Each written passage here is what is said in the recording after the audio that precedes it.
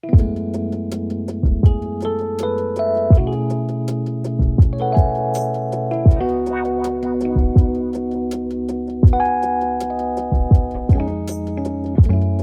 back to In Herself Podcast, where we talk about faith, family, finance, and friendship. So if you haven't already, be sure to subscribe to our YouTube and follow us on all social media platforms. And make sure to turn your notifications on to be notified whenever we post new content. Now straight to the episode. Hey guys. Hi. Let's talk about your hair. Okay. Since that's the elephant in the room, right? It's the elephant in the room. It's so pretty. Thank you so much. Thank you. And she said it's just a braid out, y'all. Because I know y'all going to be asking, oh my God, what did you do to her hair? Products. What did you do? Please don't. I'm not telling y'all nothing, actually, because y'all ate me up the last time I said all I use is water and gel. No, they ate you up because you were saying that you didn't like your hair. And that's why. It wasn't because that's all you were using. It was like, what, girl? That's it. But you didn't use water and gel for that. What did you use? Literally, as we saw, I had those braids in my head for about 7 months. And I took them out and I just took the braid out. I didn't put no water on. I didn't do nothing. I'm going to get ate up for that. Oh my God, you didn't do nothing. And I just parted it and came as I am. It's very pretty. Thank you. It's giving, you remember the movie, remember the movie Home? See, I don't like stuff like that. That was cute though. No, but I don't like that. Why? I don't like that at all. I mean, like it's cute. Everybody can't have their hair like that. Thank you. I mean, but I was telling her as soon as I put water, because this don't have no water in it. It's really just a straight braid out. It's giving like 4-day braid out. As soon as I put water in it, it's not gonna shrink up that bad. Shrink up all the way to the ears, baby. You should do this more often. That's really nice. Okay. It's giving. So I'll get braids.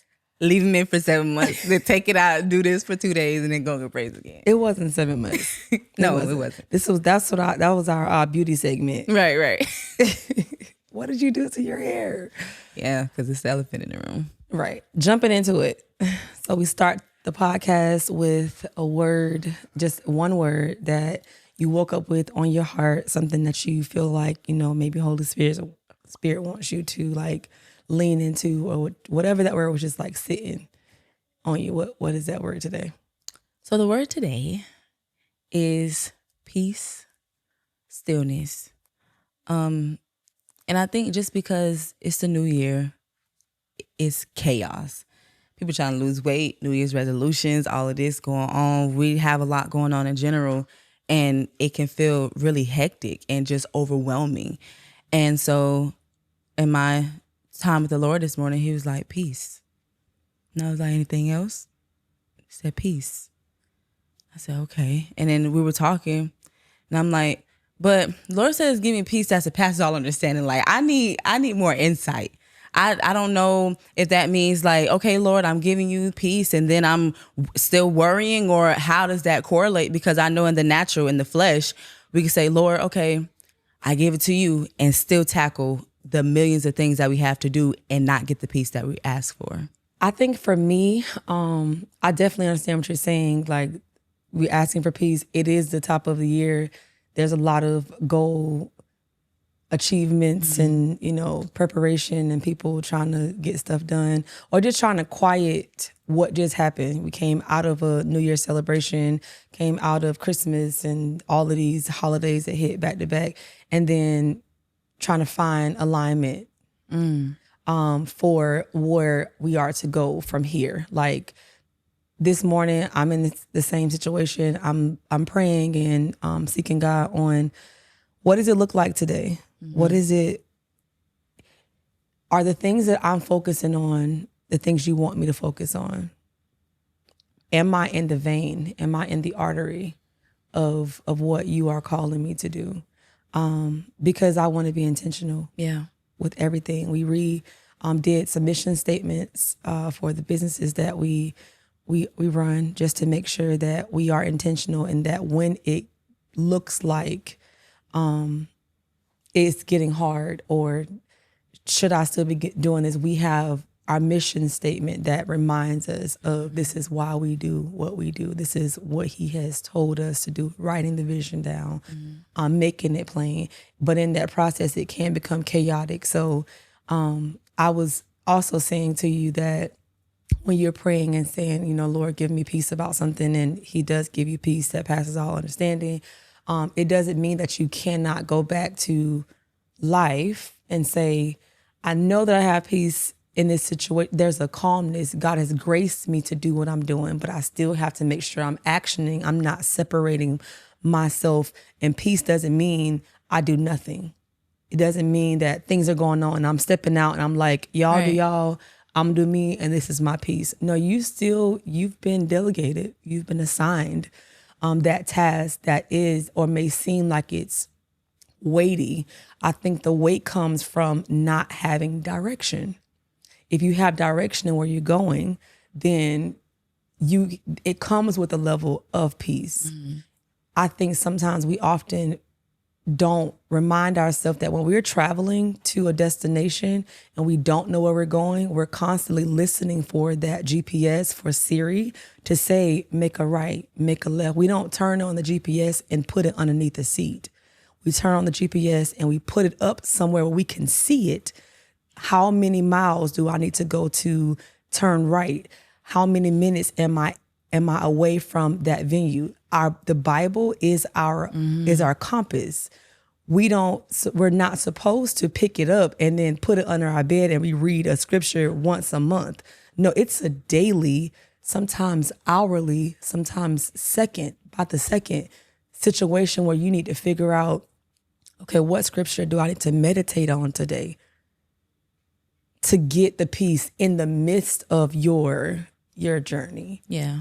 I feel like I heard that too. It's like, you just didn't ask me to help you. You didn't seek me. That's why it feels chaotic. If you say, Lord, okay, what's the next move on this? Okay, I'm gonna help you on that. But we don't include them, that's where it feels like a lot of chaos is there. The stillness is the seeking, but don't get stuck in the stillness because that can become a crutch to you to say, okay, well, you can use it as a way of escape rather than a way to maneuver inside of it. Wherever I am, I need God to be there, meaning I'm bringing him with me along this journey. Yeah. He's going to be there regardless of the fact, but are you including him in that? Are you making it known that he is present? Are you inviting him into the earth? I feel like the enemy will play on if you try to stay still too long, he'll play on your mind in that, and then you end up isolated, then you end up depressed, then none of your goals, nothing gets accomplished. Yeah. Because don't confuse stillness with stagnation. Right. They're not the same They're word. not the same thing. Stillness is me being calm enough to hear so that I know how to move. Yep. Stagnation is excuses. It is, well, it's too much chaos, so I'm separating myself, and you confuse that with negativity, and it's not. It's a part of the journey. Yeah. It's finding God in the midst of that thing. And okay, how do I still go and do this? Now, granted, there are some moments because God has decreed for us to have a Sabbath. That means to step away to rest, because that's when you are the most creative. That's when you have the most ideas, is in your day of rest. Meaning, okay, I'm literally turning off the things that's busy, and I'm being intentional on seeking you. How do I reload myself, recharge myself to be who I need to be in today? And I keep saying today because we ain't worried about. You can only worry about today. But tomorrow who do has I need? problems Yes. in itself. Yes. So that's a good word. I like that. Girl. You tell that she cute one time. Right. It's like, don't tell me that. Boost me this year. Boost me. Okay. Girl. So we've been having some conversations. Yes. With some friends, some close ones. Not the close ones. Let's just put a disclaimer so it ain't none of. Get out our business. Please. Please. I mean, be in it though, because we all here, but don't get too deep. One of our friends, very somebody close, into a dating situation. And they were talking to us about the next step in the phase. And so she just recently met his family. They're recently dating. So it's just like, okay. But that triggered a conversation between all of us to say like the importance of knowing who you are about to marry. And sometimes knowing who you already married to if you didn't do it. Yeah. Yeah. Because there's a lot of people who just jump into marriage and don't know the family and the lineage in which they are coming from. We talked about some habits that we have that you're like, where did I learn? What did I learn how to do this? Or why do I get up in the morning and I drink 3 cups of coffee and then I have to go sit in front, and then you'll find out that your grandfather or your dad, who you don't have a relationship with, does the same things that you do because of how, why. Yeah. It's a part of who you are, even if you're not trying for it to be. It's just you. Generations to generation, it's just you. I know for me, as much as I don't like to hear you act like your dad because I don't really know him, right? My mom's side of the family, they know him because they grew up together. So when I go over there, they're like, ooh, child, that's something your daddy would do. I'm like, I know you lying. Because how do you act like someone you have never been around? Yeah. And we talked about you're raising your bonus baby now, your inherited baby now, right? And not knowing her lineage, but she acts like her brothers and her mom and her dad and not around them. Nope. So imagine you marrying somebody who their father abused their mom or their grandfather abused, and they never seen it. But it's a possibility that they have some of the attributes of who they came from. Yeah, I think people are they're nervous to even ask those questions. Because if I do get around you and your family and I say, okay, so actually, let me talk to your mom. We don't have a lot of or your sister, or whoever is the closest to you, right? We don't have those conversations. But what if, hypothetically, I was dating and I said, okay, so how was his upbringing? Matter of fact, how was yours? How was his dad's? Like, how was your relationship? How was their? And they say, well, they got divorced. Well, he was abusive to her. Well, he cheated on her. And then the dynamic, I'm already in the relationship, and the dynamic is all of that happened to me, but I didn't check in to see what the lineage looked like. And if that's something that you are willing to pray against and join, because the two becomes one. So you said something. You said you sit down with the mother and not ask how was his upbringing, but how was yours? Ooh, you talk about generational. Yes. I got goosebumps. Yes. But are you going to be real enough? I'm talking about her, not you. Right. Is the mom or the dad real enough to say, let me go into that skeleton of closet? Because sometimes people may feel like, that. Why is it any of your business? Oh, it's a lot. It's a lot of my business. It's a lot of my business. Because if I have your grandchildren, now my grandchild is a product of your upbringing and the upbringing before you. So these are questions that I need to know because I want you to ask me the same thing. Yes. I grew up in a household where, yes, they were married, but my grandmother, that wasn't her story. So we can ask the same questions, and now, like you said, we know what to pray against. Yes. We're not getting a divorce. Yes, my mama did that. Yes, your dad did that. We're not doing that. Yes, your grandfather was abusive. That is never happening here. We can pray against these things, but if we don't know. That's what I was getting ready to say right there. You don't know what you're praying against. You don't know what you're praying for. Right. What can I decree and declare? I know what the word tells me that I'm going to cover, but can we get a little bit deeper? Because that spirit has a name. Right. And I want to call it by name. So when the attack comes, I'm ready. At least I'm armed up. I know what our children and our grandchildren are walking into, because I know what generation curses I'm called to break. Right. But which ones was circling around you? Because come on now, I got to do mine and yours. You got to figure something out. Yes. But that is such a deep question. And like you said, I don't know if people will be truthful and honest about that. You ready for that conversation? I don't know. Because I want that conversation. And I feel like I would his mama be like, let me tell you something. Either I love her or I don't. Yeah. And see, for me, because both of our moms are passed away, we can't have that dialogue now. Right. But in my marriage, it's like, okay, so let's talk about what we dealing with. Okay, so my thought process, when you say this triggers this emotion in me. Like when you do that, I don't know why I can't shake it, but I'll be wanting to respond like this. I know that ain't normal. So what, I can't go to a source. I have another source, but not really, because, the conversation, and that's why I said the parents have to be willing to even have that level of a conversation to say, yeah, so when I was 3, I was molested by this person. And let me tell you that my biological father did X, Y, Z and 1, 2, 3. But are they even aware?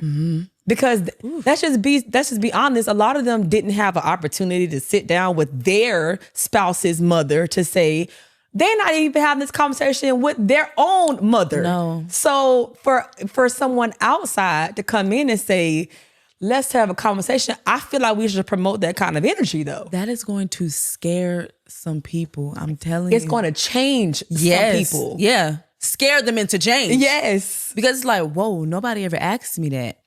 And it might trigger some, maybe I need to go to therapy for this. Yeah. Maybe I need to seek God more. But it's going to trigger, the entire generation. Which is what's going to cultivate the culture changing. This is the conversations that are not happening that should be happening, and they overcame him by the blood of the Lamb and the word of their testimony. Revelation 12 and 11. It's just your testimony. I don't know you, but I'm saying that I'm going to love you too, because you're a part of who I'm marrying or who I have married. So because I care, there it is again, that word. Yeah. If I am promoting to care about somebody and my husband cares about you, it's my job to, number one, find out why. What is it about you that you have gotten to his heart? Yeah. Oh my gosh. Yeah. Because that's my desire, is to always have it. So something that you did, the way that you've cared for him, now it's my job to love him to another level. So I'm willing to curve my learning curve and just ask these questions. Yeah. What is it about? How did you get to him? That's good. How do I make sure that his heart is before the Lord? How can I cover him in prayer? The things that you tried to bring out of him, maybe you got him to a certain degree, but it's my job now to cover him in prayer, to allow God to shift and shake something. And I can't do that efficiently or as quickly, because it's going to get done. Right. If it's called with or without you. But help you, girl. Help me get down a little bit faster. Help him. You understand? Yes. So these questions are what triggered that. But you have to be willing enough, as a woman of God first, to understand that that answer may look a lot different. It may not come in the capacity or the realm in which your mind has described. We're gonna sit and have a conversation. You're just gonna, oh my gosh, and be prepared for that to be, who do you think you are? Be prepared for, I'm not saying that to you, and I don't know. Be prepared for it to be a different answer. So now I thought that on this ladder we were here, but we're actually here. So that prompts me to go into here, to go pray, so that God, because the king's heart is in the hand of the Lord, he turns it whichever way he sees fit. So I'm going to now pray for your heart. Yeah. Oh my gosh. Yeah. But you know what I thought about? I'm like, okay, yes, I'm focused on my spouse and his side of the family, but I feel like I should be asking the questions on my dad's side. I know my mom's side pretty well, and generational curses that I deal with over there, but I don't know over there. And since I'm I look like my mama, but I'm more like my father, I need to be asking those questions. I don't know how he grew up. I don't know what his life was like in the relationship with my mom, really, or any previous relationships at all. So I feel like in the relationship, I would act more like my dad than anything, but I don't want to, but I don't know him either. So I need to ask those questions. Yeah. I think that this will stop a lot of people being catfished. Yeah. Because you fall in love with the person, but you have to understand that person was cultivated by a whole bunch of stuff. Exactly. And you're not asking the right questions to the right people. Mm-hmm. You looking at, oh, he got a temper tantrum and an anger problem, or he drinks, or he does this and da da da. Baby, that is a branch. That's not a root. Always. That's not a root. And asking these questions to the individual that you're dating is not, I mean, you would hope, but people put their best foot forward at the beginning of a relationship. Let's just be real. Like, I'm not going to tell you that, oh my gosh. Please don't tell me that you grew up in a household drinking, smoking, slapping, and on the first date. Give me a second. To like you first. Right? let me make sure that I like you first. Right. Because I'll run. Fast. Yeah, I get you. Carrie Richardson. Yeah. I'm gone. Yeah. That's how I understand. Not there anymore, praise God. But that's how I was. Yeah. Ask the right questions. Oh my gosh. So what happens? Let's talk about, because we in this conversation deep now, right? So boom, you dating somebody. Okay. And you're asking him these questions. How soon do you get into that conversation? That's a great question. Mm-hmm. I think that day by day, once people loosen up, you can ask small questions first. Like, so how was it growing up? Of course, they're not going to get deep. But I think maybe I probably could start it to make somebody feel comfortable. Mm-hmm. I'm an open book. I really don't. Yeah, sometimes you be telling too much. Right. I be saying, sis, right, don't go that deep. Right. Like, I mean, it's just date number 2. Right. And I don't do that no more. But I used to be like, all right, that's a little too much. You don't got to know all my business. I mean, the tea. I mean, he ain't even put in the application. The application is still pending. It's still pending. You just told everything. Right. But after the favorite colors and all that junk, then I feel like it's okay to be like, so how was life growing up? And then it gets deeper and deeper and deeper and deeper. So how soon do you meet the parents? Ooh-wee. Mm-hmm. Because you don't, ultimately, from the stories that I've heard, right, and just my own experience, you know that something is different about this person. Like, I say this all the time, there are millions of people in the world. You go to the grocery store, you go to the gas station, you're constantly interacting with people bumping up against you, and there's nothing. You feel nothing. But there's certain people that you will step into a room with and you're attracted to them. I'm not saying opposite sex. I mean, it could just be business partners. It could be they become your best friend. Yeah. And it also can be your soulmate. Something happens and it connects with you and you're like, something's different. What was that? Yeah. I'm like the story of Jesus. He walking through and the lady touched him. Said, and the disciples are like, yo, are you tripping? Yeah. All these people, we all were up in the, he's like, no, virtue left me. Yep. It's like that. It's something that you walk into a room with somebody and it's like something is different about you. Right. So I thought that's a sign. It's a telltale sign. Now I got to figure out what role do you play in my life? Because sometimes the opposite sex can be an assignment to you, but you took it as a husband. And that wasn't it. Uh-oh.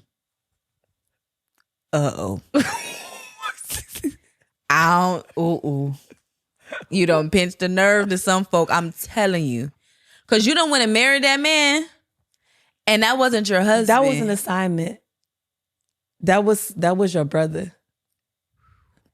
But you are such in a hurry to get married that now you have married your assignment and that wasn't supposed to be covenant.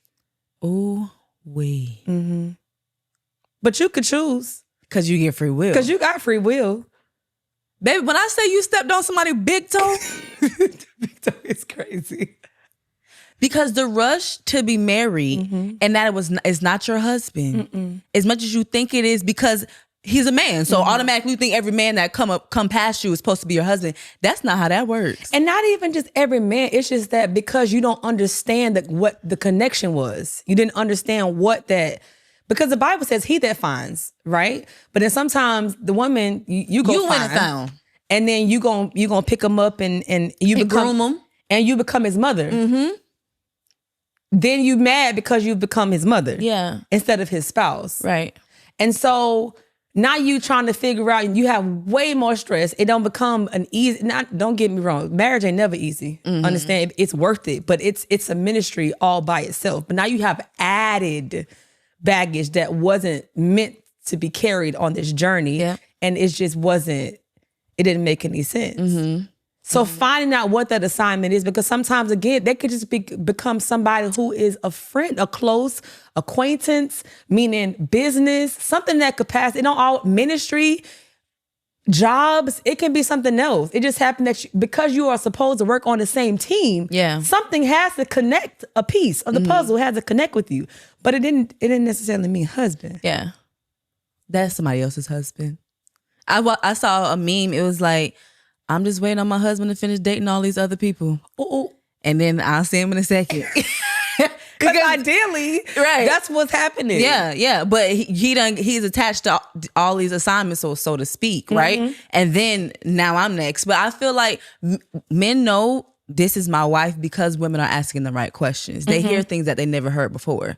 Or something about, I think we should probably do another episode, like a part 2 of this. Yeah. Inviting guys who are married, right? And those who are probably looking to say, what is it? Because every guy, I promise you, whether producer, my husband, I mean, the ones who are love their wife, like Christ loved the church, they say, I knew. I knew.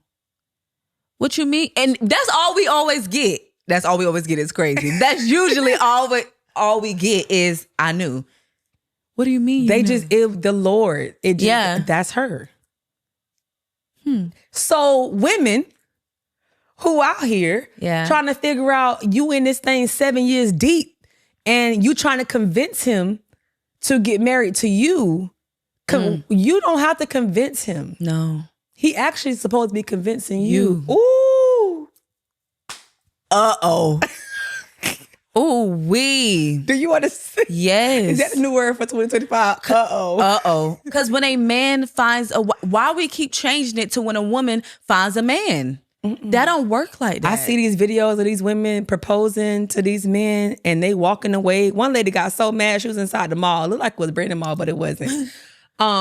She proposing on one knee and he was like, no. And they're recording this and she got up. She was so mad she walked away. And my heart went out to her because it's like, it's levels to this. Sis is, first of all, you clearly love him. You are in love with being in love. You want love and you're looking for it from a person who is not willing to give it to you. And you just got openly embarrassed because you thought that you was going to force his hand or this what you wanted him to do to you. You're going to say, well, maybe if I provide to, stop providing to other people, these guys, what you want them to provide to you. Right. Only. Like, they're not doing it at all. Yeah. Which comes back to me saying, asking the questions of, let's talk about your family. Let's talk about your upbringing. When you meet somebody who aligns with that, it may be a level of kickback, right? But it won't be too bad. It'll be you know what? I didn't think about that, but I'm open to it. Because I want to know. My mom and dad are not together, and I don't want that to be my story. My grandfather and my grandmother were together, but they weren't as happy as they looked. Yeah. Guys are open to whoever they want to be open to. Right. So if you're asking these questions and it's ruffling feathers, go pray. Go pray. Listen, go pray. It's typically not it. But again, people are afraid to be alone, afraid to, this is the best I can do, afraid of those tough questions. There's no tough questions. Even as sisterhood, when you find a group of best friends, you asking these tough questions. So, what is it about you? What's your goals, your dreams? What is y'all better start asking these friends, putting in applications too. Yes. If I'm gonna have you in my circle. So what's your goals for the next 5 years? Like, what are you trying to, you in school? You just finishing school? You trying to start a business? You just, you're in a career field? What are you trying to do? You love God? How often do you read? Like, what did you do in your pastime? Because again, you're still in my space. Yeah. Are you praying or prying on me? Which one? You dropping a lot of gems. No, I'm just asking these questions. Yeah. You understand what I'm saying? Are you trying to get into my business, in my circle, or are you genuinely here because what is it about your spirit that am I attracting something that generational curses that my mom had when she was coming up, where people were taking advantage of? Because those are spirits too. Yes, because Leeches. 6 years later, you trying to figure out why she done took this business idea and took that, and why y'all not friends no more. What? That's what she started with. She never was on your team. She camouflaged it, catfished it to make it look like that. But all this time, she envied you. She was jealous of you. She wanted what you wanted. She wanted your man, your kids, your house, everything that you had. Because you didn't do the application yourself either. Because you just wanted friends. I'm lonely, and I just need somebody that I could talk to, or that I can, just we can go hang out. We can have a girls trip. I want friend girl goals and all these different things. And so you skipped the application, completely. Yeah, you just said you knew there was something, but again, that something that is just an indication of look further. Yeah. That's something that we also call the Holy Ghost, means there's something there. Go and investigate it. I know I'm guilty of that. I had somebody that I made a friend, but I knew it was an assignment. Now, it doesn't necessarily mean that your assignment cannot become your friend. Let's also put that out there. Right. Sometimes you can have an assignment and that assignment becomes, okay, well, now we are friends. Now we are dating because the Lord has released that in my spirit. But it didn't start there. It started as, I'm just here to care for you. I'm just here to help with whatever this is. And it grew into that. But you jumping out the boat. Ready. I mean, the boat just took off and you ready to go down the aisle already and don't even have a full understanding of the GPS. Where is this relationship going? Because you're so quick to just get there. I saw what the Lord said, and it's today. He didn't forget the journey. I'm just trying to rush to get to that. He didn't say today. Yeah, it could, and now you do it prematurely, and you know what happens premature. Now it has to be nurtured on another level of TLC. Now it has to stay. When babies are born prematurely, they have to stay in the hospital longer than anticipated because you came early. The baby's still gonna make it. Yeah. The marriage is still going to make it. The friendship is still going to make it. But the complications you have to go through now to get it to full health, at full capacity. It don't mean that it doesn't work. It doesn't mean because you did marriage assignment too soon that, okay, now you stuck and you're going to end up in divorce. No, it just means now you got to walk slower to get there. You're going to get there because God is time. But slower. Yeah. That was good. Girl. That was really good. Welcome to 2025. We welcome